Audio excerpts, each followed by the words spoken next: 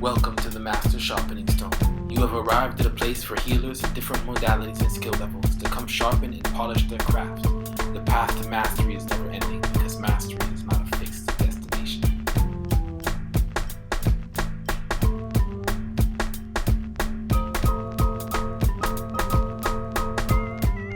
This is my first podcast with my Shiatsu Sensei, Yoshi Nakano.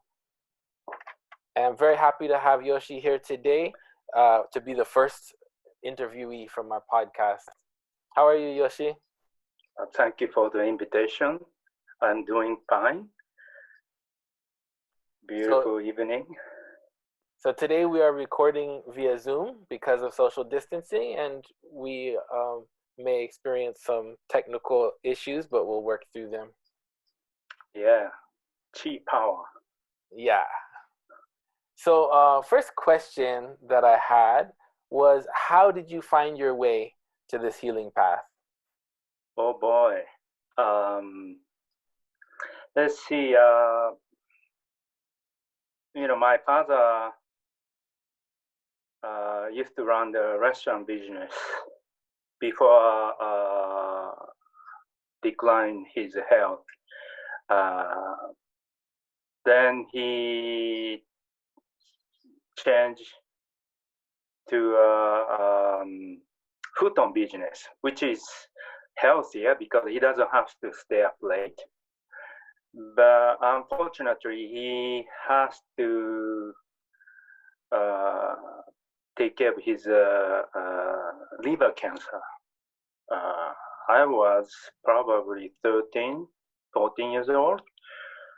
And since then, my family were involving with lots of herbs, smelly one, from morning to night. So I grew up with a Chinese or Kampo medicine as well. And of course, all the house call, Amma therapist and Shiatsu therapist, and then go to acupuncturist. I'm exposed to all kinds of alternative healing medicine as young, and also I don't want to repeat his mistake with my life. So that was my main commitment. Then help my community as well. So that's most inspire life experience. And when you were a child and you were witnessing all that going on in your home, at that time, did you think about that like as something that you might end up doing, or it was just something kind of in the background of your childhood? Oh, I had no clue what I'm gonna be, but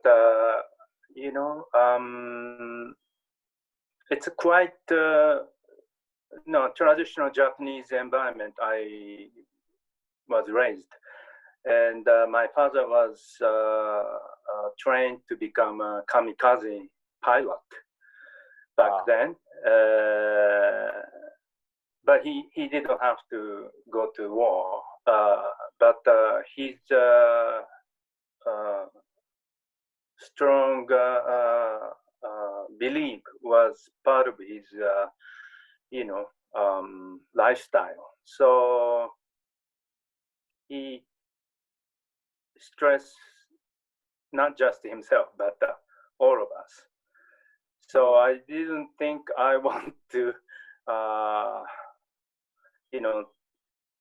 become I don't know, I'm just trying to stay away from my family tradition. That was my back of my mind all the time, besides the healing experience. And I had no clue. Yeah. Do you think that stress played a big role in his having liver cancer? Oh yeah, but I think that's a generation even people in America, war strongly impact their health and also family health. Mm. And so, at what point, or do you remember a moment where your thought shifted and you said, "This is what I'm going to do. I'm going to do healing work"? Yeah. How old were you when that happened? Well,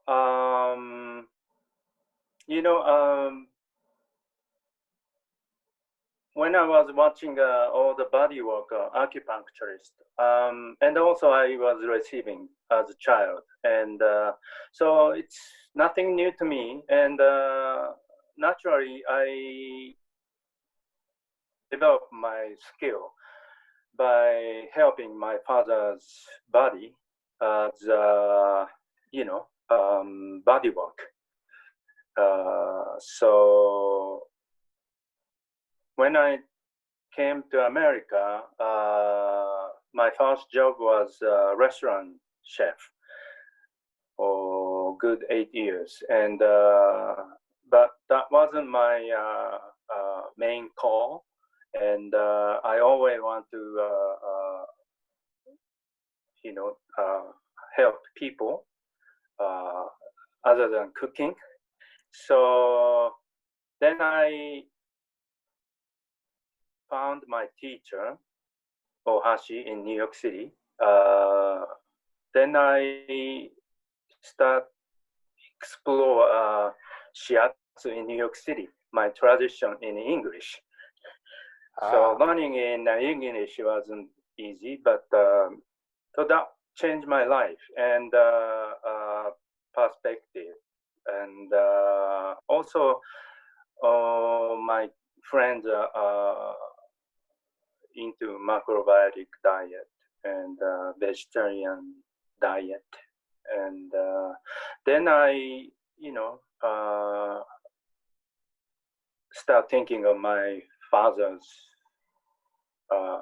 mistake, or I don't want to call mistake, but probably legacy. Legacy. He want to probably overcome with all the ailment and probably want to help people not to make a same mistake. So you went from cooking to shiatsu, and then you mentioned the macrobiotic too. I know that you have taught a number of cooking classes, from Japanese cooking to pickling, and I can say from experience that here at my house, everybody enjoys the recipes that I learned from you, and we use them quite often. But would you like to share some more about that, like your thoughts about diet and nutrition as they relate to health? Yes, I think Asian tradition using pickles is the main part of the lifestyle and healthcare, and we all maybe probably there's a 600 pickles in Japan, and it's always from morning to night. We grew up with pickles, even for tea, not the cookie, pickles. And we start with tea, and communication happens. Then everybody making sounds of crunchy noise. So probiotic is a key to remain health. Like we practice abdominal breath, and also martial arts practice how to use tanchen or hara, and even yoga practice as well. So that's naturally part of me. It's in my blood. So I cannot live without pickles or probiotic. Yeah. So you mentioned Dantian and Hara, and in case there's anybody listening who is not familiar with that, would you like to elaborate a little bit on that concept? So see we have a center of gravity force, and also gravitate to Earth. But as a human, we are a small cosmos, and Tan 10, probably 3 finger below the navel, and also mean man right behind on your back. So those loop, whole section we call Hara, and also Hara support nestle all the vital organs, which have a 5-element empowerment. So, and also we follow the season and how to take care of each organ. Very important to come from the center, any kind of work that you're doing, coming from that place of power. Yes. So this is the man's vital center. And without Hara, you cannot have the guts. What kind of healing techniques are you mostly using right now? Well, right now we are self quarantine, so I'm using moxibustion for my regulate my meridian, chi, river of chi, and also morning breathing meditation, and then relax. Oh, yes, siesta, 10 minutes. Every afternoon, I take a 10 to 15 minutes siesta. That's definitely recommended, especially here in Tucson, already hitting 100. Yes. And what point are you using the moxibustion on? Well, maybe a kidney point, bladder 23, or usually meridian. So I just skim the line, meridian line. My usually practice on my lower back. Using cigar moxa, the rolls. Yes, cigar to tiger worm. I know you have some other tools too that maybe we can get you on a video one day and show off some of those as well. I have lots of weapons. Yes. Let's see. So shiatsu, cooking, macrobiotic, pickles, moxa. You do many different things. How has that changed over time? From when you started working in the healing field to now? What things have you added and what things have you let go of? Or have you just kept everything and just kept adding to that? Well, you have to cook no matter what. Unless you're, not so, you're single and maybe you don't have wife and, rich and famous. But, I cook for not just me, for my family and sometimes friends. And it's way of my life. Eating is way of my life, but also what I consume is part of it. So I'm very picky about what I consume for tomorrow. So food, what you become, right? The food you eat, what you become. So cooking is a kind of a way of life for me. And my profession, bodywork, shiatsu. Unfortunately, I don't have a client right now to practice on. So I do my self abdominal shiatsu time to time. And I use moxa occasionally. But if I go back to regular pace of the, you know, uh, shiatsu practice, I probably collaborate moxa version, and not just body work, but also way of breathing.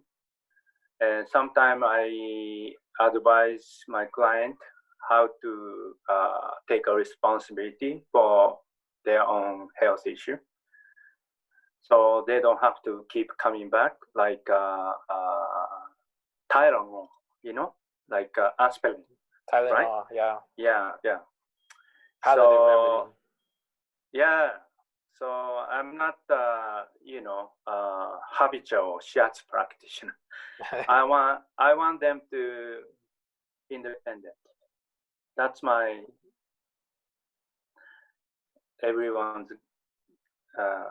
That's my goal with every patient or client.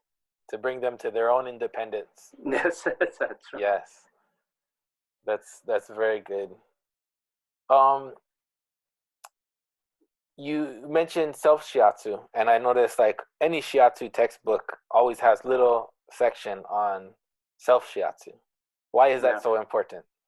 Help others begin with yourself. Uh-huh. And this is my, way of life, cooking.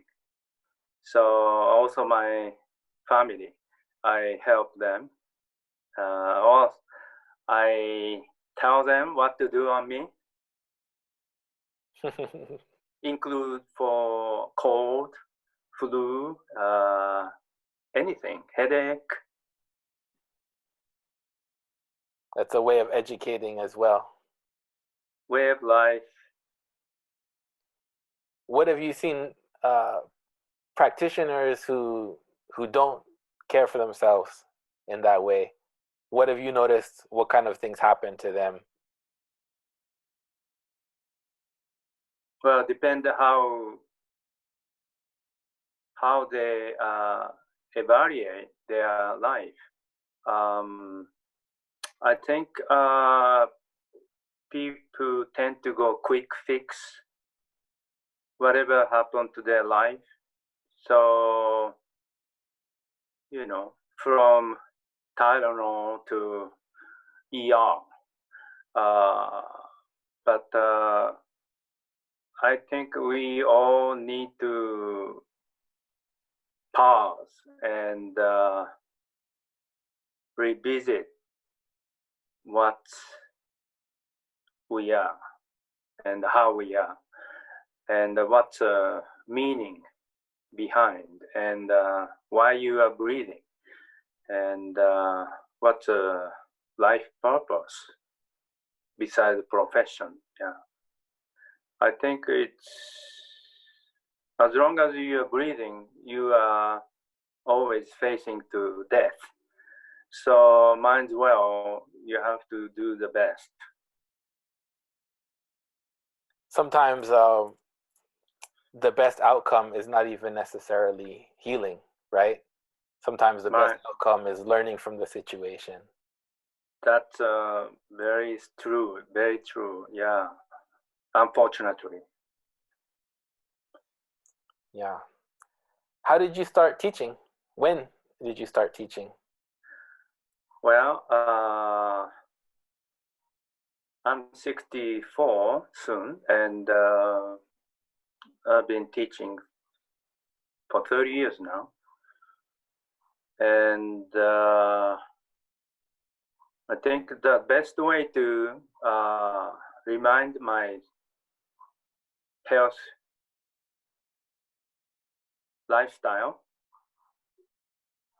teach people. Yeah? Teach people to learn more. Everyone have a different issue, health issue. So I can learn more for every case. And then when it's time for my turn, I know how to take care of myself. And also, we like to be happy, you know. So first of all, master our health. I don't want to depend on hospital or doctor. So I think that's must go to everyone if you care about life. Some people possess the skill of a practitioner, and some people possess the skill of a teacher. And those aren't always necessarily the same thing, because some people can be great teachers and they're not very good practitioners, because it's a different skill set. But I think that you have both skill sets. So I would like to ask you this question as a teacher, not as a practitioner. What do you do when you have a student who just doesn't get it?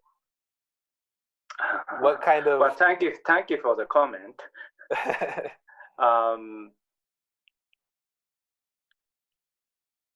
You know, if you really want to learn, if you like what you enter as a student and know how to listen, just sooner or later you'll get it. But practically speaking, my student, if they have an issue to not to getting, I suggest them to come to receive my shiatsu session. Then usually works. Then they're not experiencing it intellectually, but physically experiencing it. Of course, yes. That makes sense. What is the hardest part of teaching?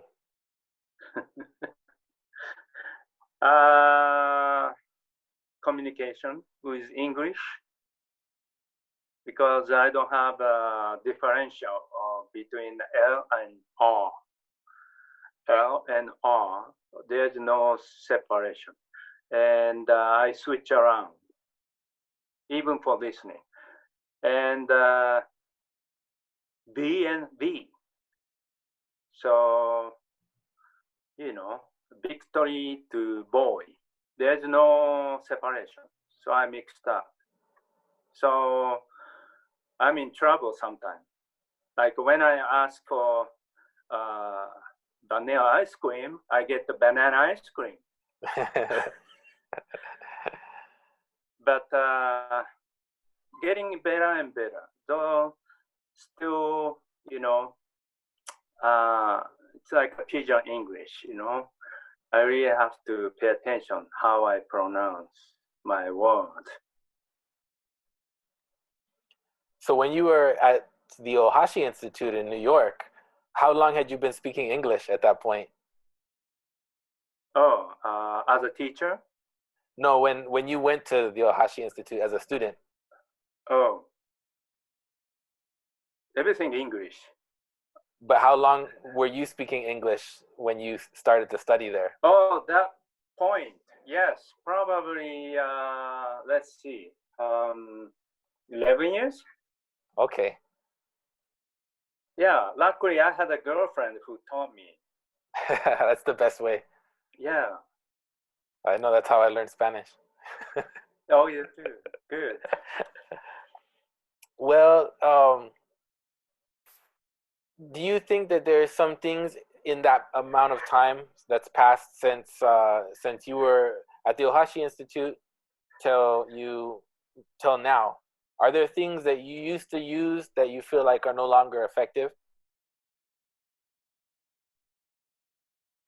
Hard to say because even my small mistake or big mistake, they're all part of me for the learning process. I think I just don't repeat it. So I'm naturally filtering my, entity. So There's a concept in Shiatsu of beginner's mind, and I think it extends beyond Shiatsu. It's much bigger than just Shiatsu. That's where I came to hear of it. But how would you describe beginner's mind, and what is so important about that? Yeah, you use chopsticks. Yeah. Occasionally, you switch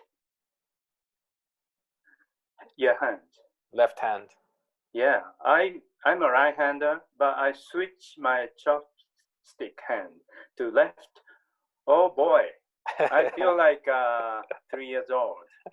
Then, I appreciate each bite, right? It's like learning swimming as a baby, toddler. Then appreciate I'm breathing. Sometime in the morning, it happened. I'm still breathing, It's a part of my trick. So if you intellectually caught or maybe too much in the head and too much in the theory, then you have to shake it, then start over, break the sound castle, then renew it. And perfect timing right now. Yes, good time for introspection right now. Definitely. Yeah. Out of the teachers that you have had, who would you say was the most influential on you?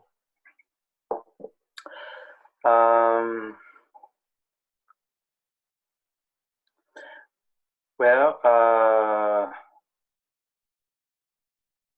one of my shiatsu teacher, Ohashi, Sensei Ohashi, is, of course, very strong impact in my life for past 30 years. But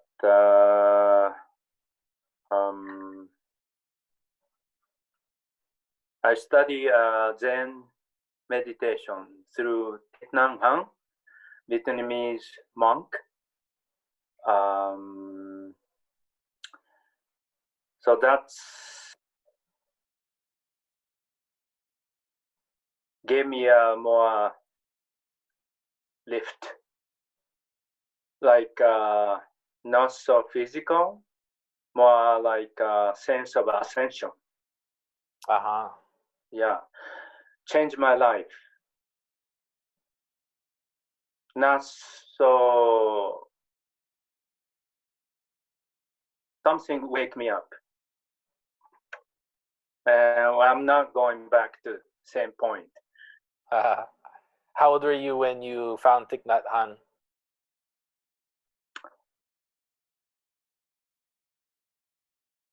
Yeah, probably 27 years ago.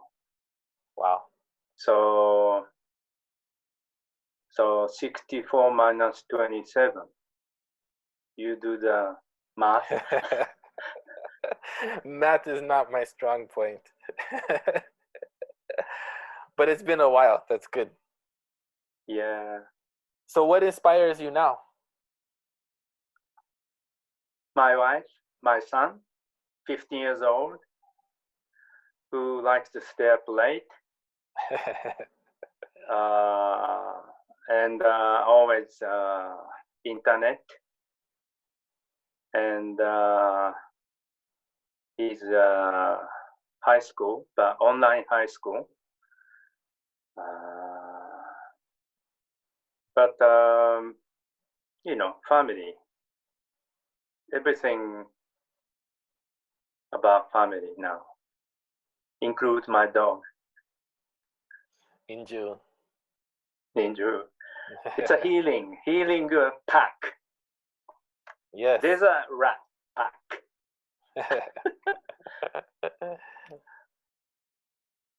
If you could go back in time and give a message to young Yoshi, who was just a child, with all the things that you've learned since then, what would you tell him?